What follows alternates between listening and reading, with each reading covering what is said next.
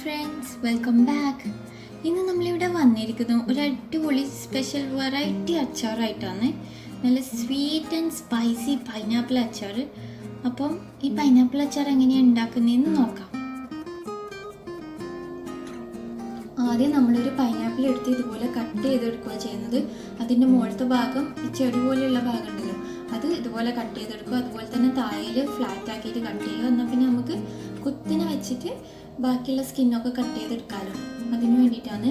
Pineapple ഭയങ്കര പാടാണ് cut ചെയ്യാൻ, കട്ട് ചെയ്യാൻ പാടുള്ളൊരു ഫ്രൂട്ടാണ് അങ്ങനെയെല്ലാം പറയലുണ്ട്. പക്ഷേ ഇതുപോലെ ഫോളോ ചെയ്ത് നോക്കിയാൽ മതി, പെട്ടെന്ന് നമുക്ക് കട്ട് ചെയ്തെടുക്കാൻ പറ്റും. എന്നിട്ട് ഇങ്ങനെ സ്കിന്ന് ഇങ്ങനെ കംപ്ലീറ്റ് കട്ട് ചെയ്തെടുക്കുക. ഞാൻ ആ ബ്രൗൺ കളർ കുത്തുണ്ടാവുമല്ലോ പൈനാപ്പിളിൽ, മുള്ളിൻ്റെത്, അത് കംപ്ലീറ്റ് കട്ട് ചെയ്തെടുക്കുന്നുണ്ട്. കാരണം നമ്മൾ അച്ചാറിൽ അങ്ങനെ മുള്ള് പോലത്തെ ബ്രൗൺ കളർ ഉണ്ടല്ലോ, കുത്ത് അതുണ്ടായിക്കഴിഞ്ഞാൽ അത്ര ടേസ്റ്റ് ഉണ്ടാവില്ല. ഇങ്ങനെ ഇടയ്ക്കിടയ്ക്ക് ഇങ്ങനെ കടിക്കും. അതുകൊണ്ട് ഞാനത് കംപ്ലീറ്റ് മാക്സിമം പറ്റുന്ന പോലെല്ലാം റിമൂവ് ചെയ്യുന്നുണ്ട്. എന്നിട്ട് നമ്മളിങ്ങനെ കംപ്ലീറ്റ് സ്കിന്ന് അതിൻ്റെ റിമൂവ് ചെയ്ത് കഴിഞ്ഞിട്ട് അതിൻ്റെ നടുക്കത്തെ പോർഷൻ ഉണ്ടല്ലോ, റൗണ്ട് ആയിട്ടുള്ള പോർഷൻ, അതുകൂടി നമ്മൾ കട്ട് ചെയ്തെടുത്ത് മാറ്റണം. കാരണം ചില ആൾക്കാർക്ക് അത് കഴിച്ച് കഴിഞ്ഞാൽ ലിപ്സിൻ്റെ രണ്ട് സൈഡിലെല്ലാം ഭയങ്കര ചൊറിച്ചിലുണ്ടാവും. അതുകൊണ്ട് ആ കട്ട് ചെയ്തെടുത്ത് മാറ്റുന്നതാണ് നല്ലത്. ഞാൻ അങ്ങനെ കട്ട് ചെയ്തെടുത്ത് മാറ്റലുണ്ട്. എന്നിട്ട് നമ്മളതിങ്ങനെ കുഞ്ഞായിട്ട് അരിഞ്ഞ് കൊടുക്കുക. മാക്സിമം എത്രത്തോളം ചേർത്താക്കാൻ പറ്റുമോ അത്രയും നല്ല, കാരണം അത്രയും പെട്ടെന്ന് ഉപ്പും പുളിയിൽ പിടിച്ചോളും. ഇനി നമുക്ക് ഇതിന് വേണ്ട ഇൻഗ്രീഡിയൻസ് എന്തെല്ലാം നോക്കാം. വെളിച്ചെണ്ണ, പച്ചമുളക്, കറിവേപ്പില, ഇഞ്ചി, വിനീഗർ, കടുക്, പൈനാപ്പിൾ. ഇത്രയും ഇൻഗ്രീഡിയൻസേ വേണ്ടു. ഇതുകൊണ്ട് നമുക്കൊരു അടിപൊളി പൈനാപ്പിൾ അച്ചാർ ഉണ്ടാക്കിയെടുക്കാം. ആദ്യം ഒരു പാത്രത്തിലേക്ക് 2 ടേബിൾ സ്പൂൺ വെളിച്ചെണ്ണ ഒഴിച്ചു കൊടുത്തിട്ടുണ്ട്. പിന്നെ അതിലേക്ക് 2 ടീസ്പൂൺ കടുക് ഇട്ട് കൊടുത്തിട്ടുണ്ട്. ഇനി കടുക് ഇങ്ങനെ പൊട്ടി കിട്ടണം. പൊട്ടിയിട്ട് വേണം നമുക്ക് കറിവേപ്പില ആഡ് ചെയ്യാൻ. കറിവേപ്പില ഒരു 8-10 ലീവ്സ് എടുത്തിട്ടുണ്ട്. അത് അതിലേക്ക് ഇട്ട് കൊടുക്കുക. അപ്പോൾ തന്നെ നമുക്കറിയാം ഈ എണ്ണ ഒക്കെ പൊട്ടി തെറിക്കും. അതുകൊണ്ട് ഞാൻ വേഗം ഒരു ലിഡ് എടുത്തിട്ട് കവർ ചെയ്യാൻ ഉദ്ദേശിക്കുന്നുണ്ട്. കാരണം എന്താ വെച്ചാൽ എണ്ണ തെറിക്കണ്ടല്ലോ, പിന്നെ നമുക്ക് വേണമെങ്കിൽ അതിൻ്റെ അടുത്തുനിന്ന് വേറെ പണിയും കൊടുക്കാം. വലിയ ടെൻഷൻ ഇല്ലാണ്ട് ചെയ്യുക. എണ്ണ തെറിക്കും എന്നുള്ള ടെൻഷൻ വേണ്ട. പിന്നെ അത് മാത്രമല്ല ക്ലീൻ ചെയ്യാനും എളുപ്പം. ഇതെല്ലാം കഴിഞ്ഞാൽ നമുക്ക് ക്ലീൻ ചെയ്യണമല്ലോ.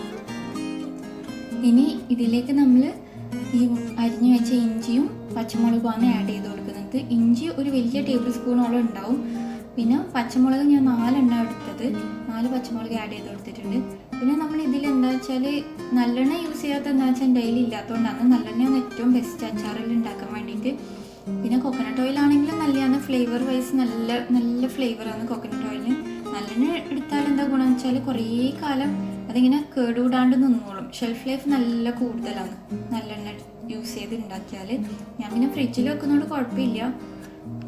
ഇനി ഈ ഓയിലിലേക്ക് തന്നെ ചൂടുള്ള ഓയിലാണെന്നല്ല, അപ്പോൾ മസാലപ്പൊടി ആഡ് ചെയ്യുന്നില്ല. അതിന് പകരം ആദ്യം തന്നെ വിനീഗർ ഒഴിച്ചു കൊടുക്കുക ചെയ്യുന്നത്. കാരണം എന്താ വെച്ചാൽ വിനീഗർ കുറച്ചൊന്നും ഇതാകുമ്പോൾ അതിലേക്ക് ഇനി മസാല പൗഡേഴ്സ് എല്ലാം ആഡ് ചെയ്യുമ്പോൾ പിന്നെ പെട്ടെന്ന് പൊടികളൊന്നും കരിഞ്ഞു പോകില്ല. അതുകൊണ്ടാണ് ഞാൻ അങ്ങനെ ചെയ്യുന്നത്. ഇനി വിനീഗറിൻ്റെ പച്ചമണമൊന്ന് മാറണം. 2 ടേബിൾ സ്പൂണാണ് വിനീഗർ ഒഴിച്ചു കൊടുത്തത്.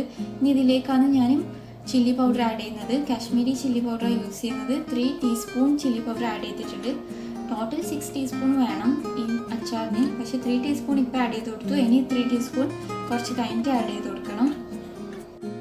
ഈ പൈനാപ്പിൾ അച്ചാർ ഇൻസ്റ്റൻ്റ് ആയിട്ട് ഉണ്ടാക്കിയെടുക്കുക, പെട്ടെന്ന് ഉണ്ടാക്കുക, നമുക്ക് അതുപോലെ തന്നെ കഴിക്കുകയും ചെയ്യാം. അതുകൊണ്ട് എളുപ്പം ഉണ്ടാക്കാനും തിന്നാനും പറ്റുന്ന ഒരു അച്ചാറായത്. ഇതിലേക്ക് ഞാനിനി 2.5 ടീസ്പൂണോളം സോൾട്ട് ആഡ് ചെയ്ത് കൊടുക്കുന്നുണ്ട്. ഉപ്പ് ആവശ്യത്തിന് ആഡ് ചെയ്യാം. ലാസ്റ്റ് പിന്നെയും ടേസ്റ്റ് നോക്കുക, കുറവാണെങ്കിൽ പിന്നെയും ആഡ് ചെയ്യാം. ആദ്യം തന്നെ കൂടുതൽ ആഡ് ചെയ്യേണ്ട.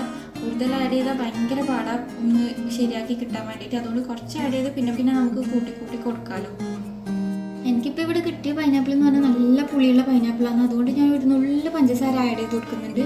ശർക്കര നമ്മുടെ കയ്യിലുണ്ടെങ്കിൽ അതാണ് ഏറ്റവും ബെസ്റ്റ്. ശർക്കര ആഡ് ചെയ്ത് കൊടുക്കുക. ഒരു നുള്ളിൽ ശർക്കര ആഡ് ചെയ്ത് കൊടുത്താൽ മതി.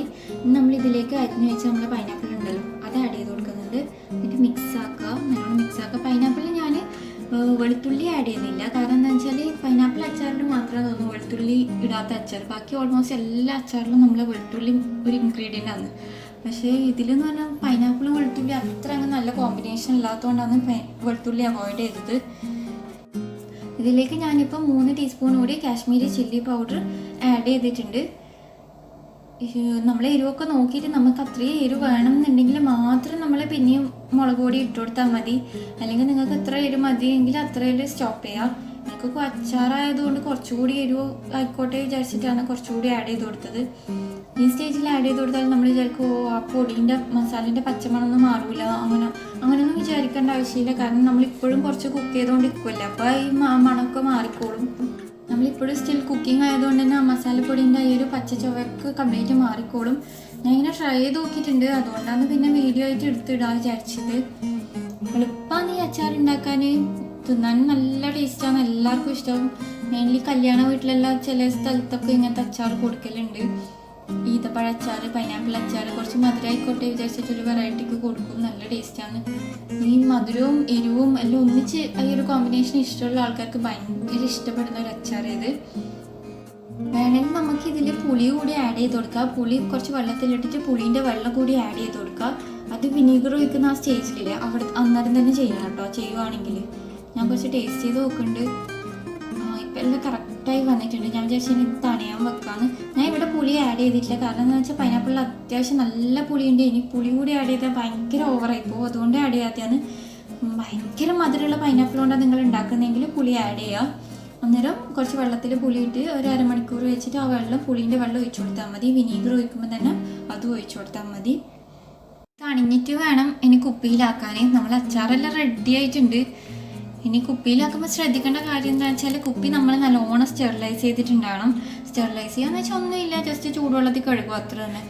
കുപ്പി ഭയങ്കര ചൂടുവെള്ളത്തിൽ, അതായത് നല്ല തിളക്കുന്ന വെള്ളത്തിൽ പെട്ടെന്ന് തന്നെ കഴുകിയാൽ കുപ്പി പൊട്ടിപ്പോകാൻ നല്ല ചാൻസ് ഉണ്ട്. ആദ്യം ഇളം ചൂടുവെള്ളത്തിൽ കുപ്പി കഴുകിയെടുക്കുക, എന്നിട്ട് പിന്നെ നല്ല ചൂടുവെള്ളം ഒഴിച്ചു കൊടുക്കുക. അപ്പോൾ കുപ്പി അങ്ങനെ പൊട്ടൂല, അതൊന്ന് ശ്രദ്ധിച്ചാൽ മതി. ഇനി അച്ചാറെല്ലാം ഞാൻ കുപ്പിയിലാക്കിയിട്ട് വെക്കുമ്പോൾ വേണമെങ്കിൽ ഒരുപാട് കാലത്തേക്കാണ് വെക്കുന്നതെങ്കിൽ ഒരു 2 ടേബിൾ സ്പൂൺ കൂടി വെളിച്ചെണ്ണ ഇതിന് മുകളിൽ ഒഴിച്ചു കൊടുത്താൽ മതി. ഞാനിപ്പോൾ ഫ്രിഡ്ജിൽ വെക്കുന്നതുകൊണ്ട് എനിക്ക് അതിൻ്റെ ആവശ്യമൊന്നുമില്ല. എല്ലാവർക്കും ഇഷ്ടമായെങ്കിൽ ലൈക്ക് ചെയ്യുക, കമൻറ്റ് ചെയ്യുക, സബ്സ്ക്രൈബ് ചെയ്യുക. താങ്ക്